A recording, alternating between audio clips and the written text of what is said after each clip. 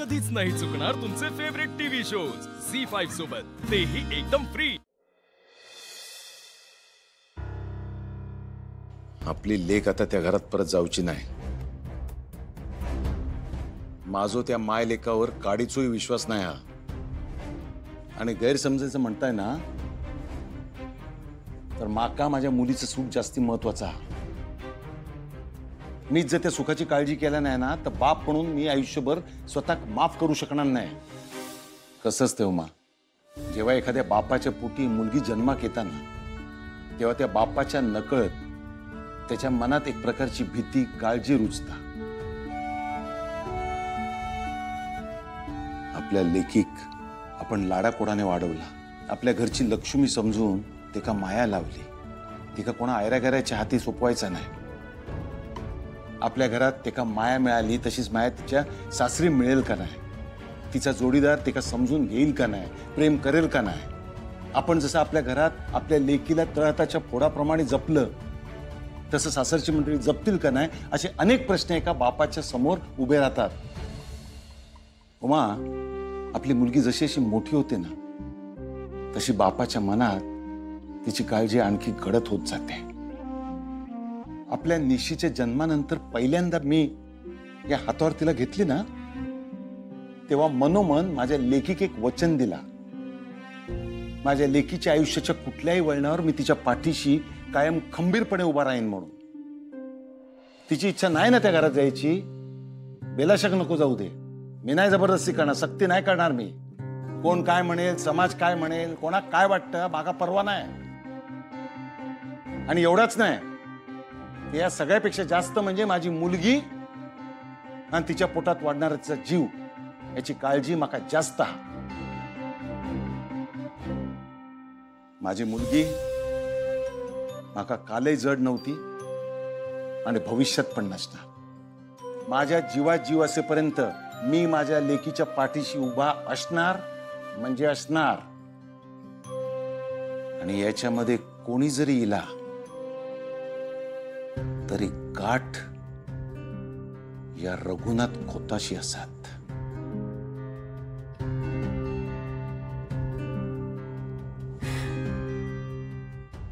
आपण आपल्या लेकरांसाठी काय स्वप्न बघतो आणि नशिबान त्यांच्या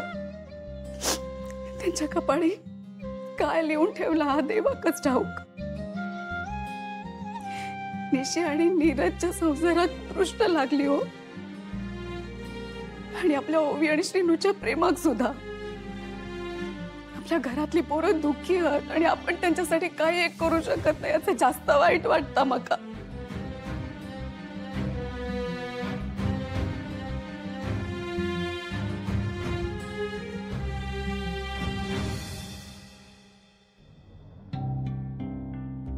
नाही ओवी, मी आता शांत बसणार नाहीये। निशीला जो त्रास होतोय त्यातून बाहेर काढण्यासाठी मी माझे सगळे प्रयत्न करणार। आणि हे सगळं जे काही प्रकरण आहे ना, त्याचा छडा लावल्याशिवाय मी शांत बसणार नाहीये। श्रीनिवास, प्लीज प्लीज, तो आता शांत हो। हे बघ, आता ना नीरजचा टॉपिक तिच्या समोर आणायचाच नाही। डॉक्टर काय बोलले तुला आठवतंय ना? ती ह्या सगळ्याने अजून हर्ट होईल रे। जुन्या आठवणी तिच्या समोर आणायच्याच नाहीत। फॉर नाव ह्या सगळ्या गोष्टी आपण इग्नोर करू। आपण काहीतरी दुसरं करायला हवं। ओव्या, पण काय करणार आपण? श्रीनिवास, तुला आठवतं तू, मी, निशी आपण किती छान टीम होतो। आपण किती मज्जा करायचो आधी। हो ना, तुला माहितीये होई, कधी कधी आपल्यामध्ये लुडबुड करायला डुग्गू सुद्धा असायचा, सतत आपल्या मागे मागे करायचा। काय छान दिवस होते ते।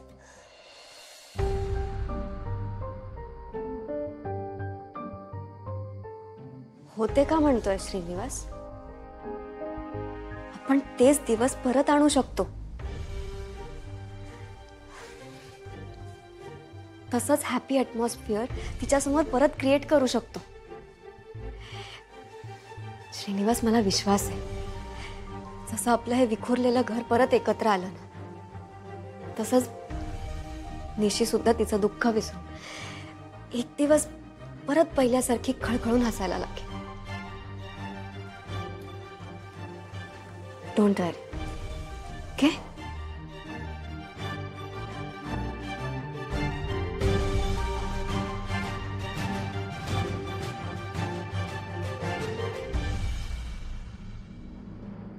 वाईटच आहे मी, वाईटच. वेळे अगं काय करतेस, कशाला स्वतःला ती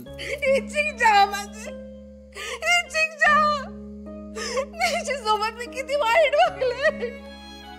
आपल्या श्रीनुक नाकारला तिने आणि नीरजवर प्रेम केला म्हणून मी ती कशी विश्वास दिले. वाटते तसं आजोबा बोलताय मी कधी पण फाटक्या तोंडाची मी. माझ्या नाराजीची शिक्षा देवांनी कायची देऊ नको होती.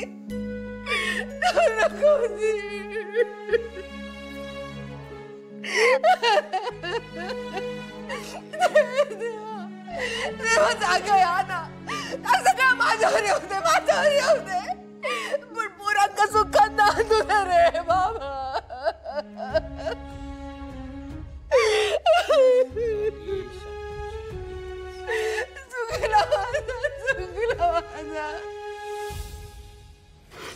शांत हो लाले आधी शांत हो.